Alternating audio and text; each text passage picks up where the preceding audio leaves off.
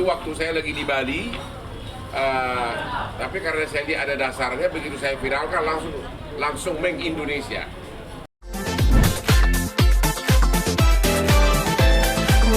Flight number SI-7251 will be arrived at 9:41 local time.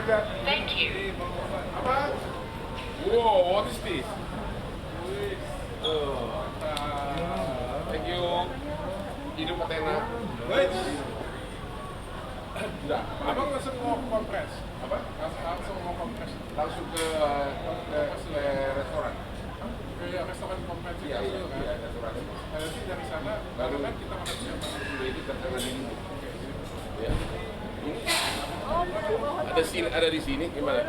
Video. Tampang lu nggak? Buka ininya apa? Duluan ya. Oke, sampai ketemu. Sore Ya bang, see you ya.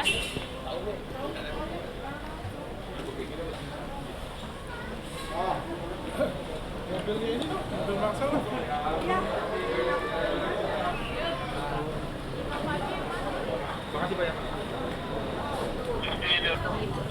Saya Hotman Paris datang ke Palembang dalam rangka bagian dari program Hotman 911, yaitu memberikan bantuan hukum gratis khusus untuk kasus-kasus yang menyentuh hati nurani dan hak asasi manusia, terutama yang kepentingan publik. Okay? Dan saya mengucapkan terima kasih kepada Ibu En di sini selaku pemilik restoran ini, restoran Sop Buntut Kang Ali di Jalan Sudirman. Sekarang terbaik Sop Buntut ya. Nomor berapa ini Bu En? Berapa? Apanya nggak?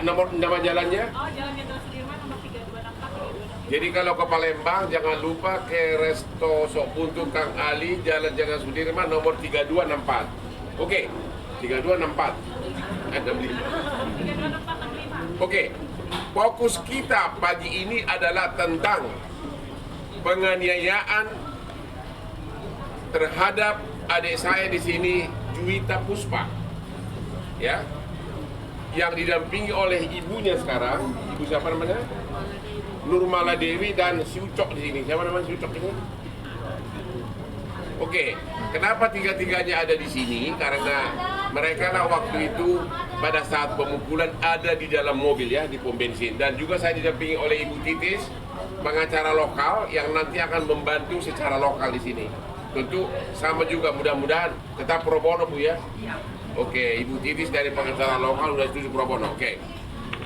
Jadi saya pertama ceritakan dulu, saya itu sekarang ini sudah nasib setiap ada kasus-kasus yang bersifat nasional, saya bangun pagi itu selalu sudah penuh WA saya sama DM saya dari seluruh Indonesia, ya, walaupun kadang-kadang kasus yang tidak viral semuanya diadukan ke saya, padahal saya hanyalah manusia biasa.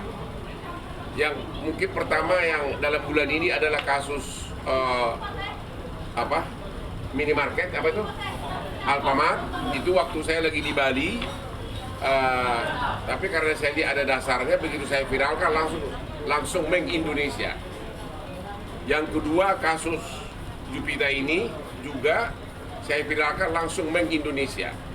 Dan sekarang adalah kasus mengenai internasional maraton di mana pelari-pelari luar negeri sudah ikut berlari di Bali, tapi ada juara yang tidak dikasih duitnya.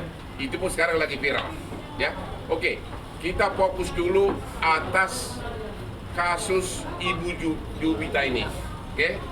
Dan untuk pertama saya kasih kesempatan kepada Juwita untuk menerangkan kejadiannya apa, ya. Silakan. Dia bilang, Pak, akhirnya dari antri. Ya. Masih dia jawab langsung mencurat dari jendela. Viral di media, dalam seminggu ini sudah viral di media bahwa Hotman menolak menjadi kuasa hukum Sambo walaupun ada tawaran yang sangat besar. Oke, jawaban saya adalah memang benar saya sekitar 15-16 Agustus diminta memang jadi pengacaranya Sambo, termasuk juga timnya juga meminta saya. Waktu itu saya minta waktu 3 hari dan saya nggak bisa tidur. 3 hari saya nggak bisa tidur karena memang ini kalau dilihat dari profesi pengacara, inilah namanya yang disebutkan the dream case. Ini adalah namanya kasus impian bagi pengacara karena itu membuat orang akan menjadi makin terkenal. Anda mungkin ingat kasus pembunuhan oleh O.J. Simpson di Amerika, artis seorang selebriti terkenal yang dituduh membunuh istrinya, yang kemudian bebas hanya gara-gara sarung tangan yang dituduh dipakai untuk membunuh ternyata tidak muat di tangannya, sehingga tidak mungkin sarung. Jadi seolah-olah ada catatnya. Jadi saya 3 hari berpikir-pikir terus karena di satu pihak jutaan orang meminta saya agar memberikan bantuan hukum kepada keluarga Brigadir J, kepada Brada E dan sebagainya. Oke. Setelah saya pikir-pikir, memang akhirnya saya memutuskan untuk menolak.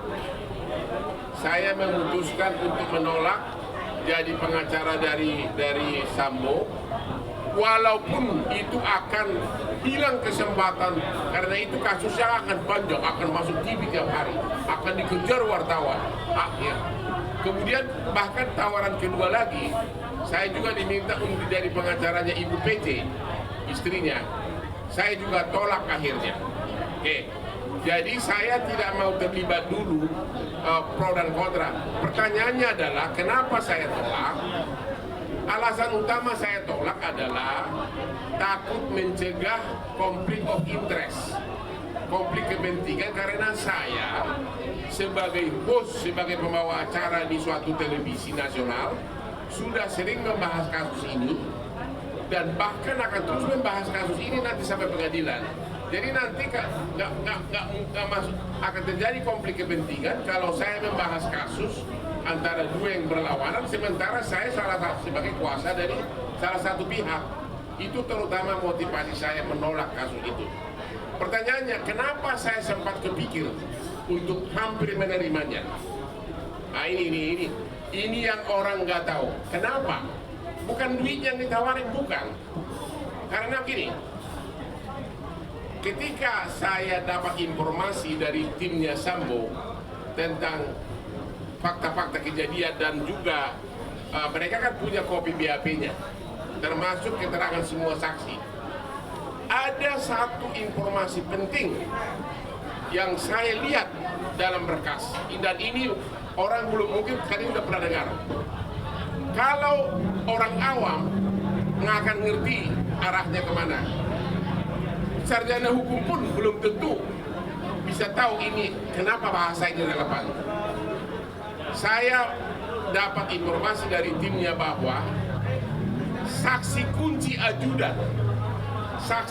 ajudan memberikan kesaksian, katanya nih ya, nanti soal apakah benar atau tidak itu nanti dia di persidangan ya, jadi saya tidak mau memilih, tapi katanya saksi ajudan memberikan kesaksian bahwa begitu Ibu PC sampai di rumah pribadi menceritakan suaminya nangis. Bayangkan seorang jenderal menangis. Oke, saya sudah mendengar cerita dari istrinya. Ini versi BAP ya, jangan bilang saya ngarang cerita ya. Sekarang saya netral. Saya sekarang netral. Cuma saya bentar dulu.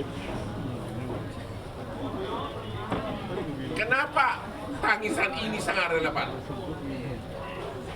Habis tangis di rumah pribadi, pindah ke rumah dinas, terjadilah penembakan.